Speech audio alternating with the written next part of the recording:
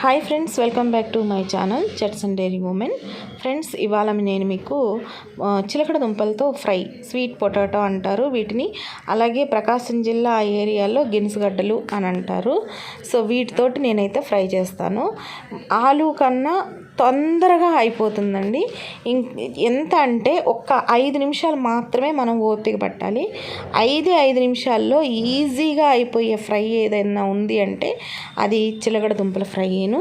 చాలా బాగుంటుందండి. ఇది పప్పులో కంటే కూడా రసంలో చాలా బాగుంటుంది.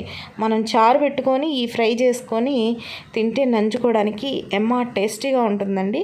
అది కూడా టమాటా చారు కాంబినేషన్లో. ఓకే, ఇప్పుడైతే మనము ఈ ఫ్రై చూసేద్దాం. సో ఇవన్నీ బాగా పొట్టు తీసేసుకున్న తర్వాత వాటర్ పోసి సాల్ట్ వేసి కాసేపు ఒక 5 నిమిషాలు అలా పెట్టుకోవాలి. అయితే ఇది ఆ 5 నిమిషాలు ఆ వాటర్లో ఉన్నంతసేపు ఖాళీగా ఉండకుండా నేను ఇంట్లో పనులు కూడా చేసుకుంటూ ఉన్నాను. సో ఆ లోపు అవి కొంచెం ఉప్పు నీళ్ళల్లో అలా ఉంటాయి. ఎందుకంటే మనం వేయించేటప్పుడు కొంచెం క్రిస్పీగా ఉండడానికి. అలాగని ఎక్కువ క్రిస్పీగా ఏమి ఉండవు, కాస్త మెత్తగానే ఉంటాయి. సో అదనమాట. సో ఈలోపు అవి ఉప్పు నీళ్ళల్లో నానేలోపు మనమైతే ఈ పనులన్నీ చిన్న చిన్న పనులన్నీ చేసేసుకుంటున్నాను.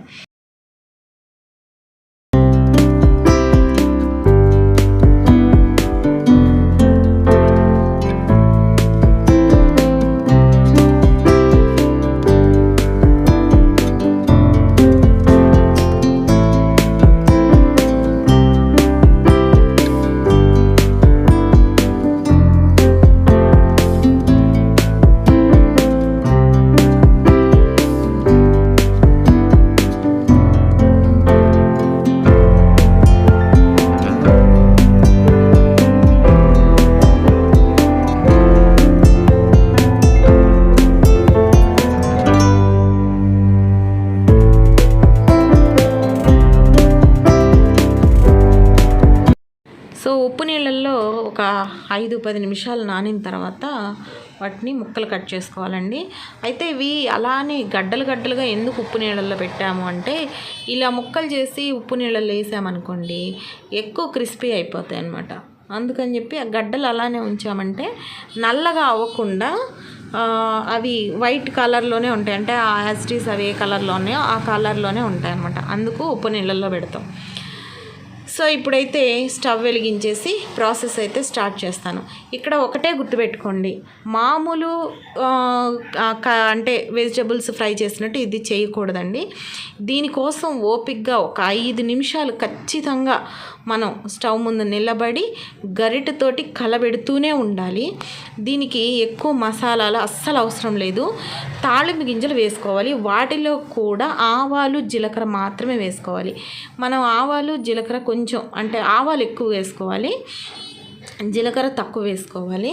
ఎందుకంటే యాక్చువల్గా మనకి గడ్డ కూరలు తిన్నప్పుడు అరుగుదల అనేది కొంచెం తక్కువగా ఉంటుంది, గ్యాస్ ఫామ్ అవడం అలాంటివి జరుగుతాయి. ఇలా ఈ ఆవాలు జీలకర్ర వేసుకోవడం వల్ల ఏమవుతుందంటే మనకి అరుగుదల బాగుంటుంది, అవి చక్కగా అరిగిపోతాయి అన్నమాట. మనకి గ్యాస్ ఫామ్ అవడం అలాంటివి ఏమీ ఉండవన్నమాట. అందుకోసం అని చెప్పి మనం ఆవాల్ని కొంచెం ఎక్కువగా వేసుకుంటాం అన్నమాట. తర్వాత కరివేపాకు ఇంకా సన్నగా తరిగి కనుక వేసుకున్నామంటే చాలా టేస్టీగా ఉంటుంది. నేనైతే జస్ట్ కరివేపాకు తుంచి అయితే వేస్తాను దీంట్లో. అయితే ఇష్టంగా తినని పిల్లలు కూడా ఇష్టంగా తినేస్తారనమాట ఈ ఫ్రైని. సో అంత బాగుంటుంది. రోటీలోకి ఇంకా బాగుంటుంది, రసమన్నంలోకి చాలా బాగుంటుంది. సో మీరు కూడా ఒకసారి ట్రై చేయండి. ఈరోజు నేను చేసే ఈ ఫ్రై ఎలా ఉందో నాకు కామెంట్ సెక్షన్లో తెలియచేయండి. మీరు ట్రై చేశాక నాకు ఏ విషయం చెప్పండి. సో ఇది ఫ్రెండ్స్ ఇవాల్టి వీడియో. మరొక మంచి వీడియోతో మళ్ళీ కలుద్దాము. అంతవరకు సెలవు.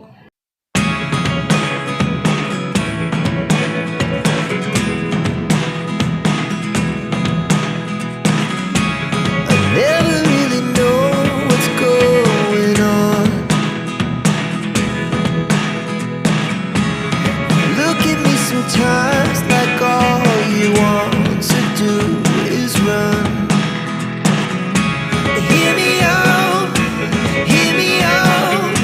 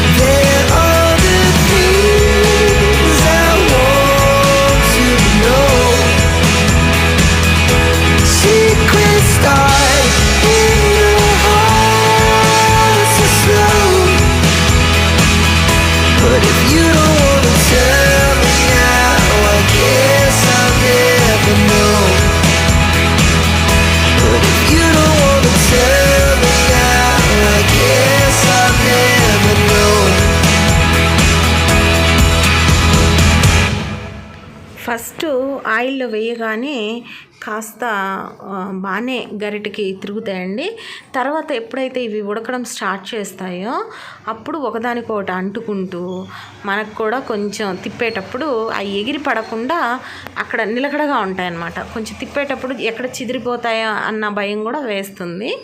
అయితే ఇక్కడ మీరు అనుకోవచ్చు ఆయిల్ ఎంత వేయాలి అని. ఆయిల్ మనం ఎంత తినగలమో అంతవరకే వేసుకోవాలండి. అలాగని ఇవి ఫ్రై అవ్వవు కదా అని చెప్పి ఎక్కువ అయితే అస్సలు వేసుకోకూడదు. వీలైనంత తగ్గించి వేసుకోవడం చాలా ఉత్తమం అన్నమాట. సో దీంట్లో లైట్గా కారం వేసుకుంటే ఇంకా చాలా బాగుంటుంది. ఆ కారం కూడా వట్టి కారం కాకుండా తెల్లగడ్డ వేసి దంచిన కారం అయితే చాలా బాగుంటుందండి టేస్ట్. సో మీరు అలాంటి కారాన్ని ట్రై చేయండి. అయితే తెల్లగడ్డ వేసి దంచిన కారం మా దగ్గర లేదు అనుకుంటే మన ఇంట్లో ఉన్న కారంలోనే 4 వెల్లుల్లి రెబ్బలు వేసి దంచి మనం వేసుకుంటే బాగుంటుంది. సో మనం ఇలా చేత్తో ఇలా తుంపినప్పుడు ఆ ముక్క అనేది ఇలా విరిగిపోతే చాలు, ఉడికినట్టేను. ఆ తర్వాత మనం కారం కలిపేసుకోవచ్చు.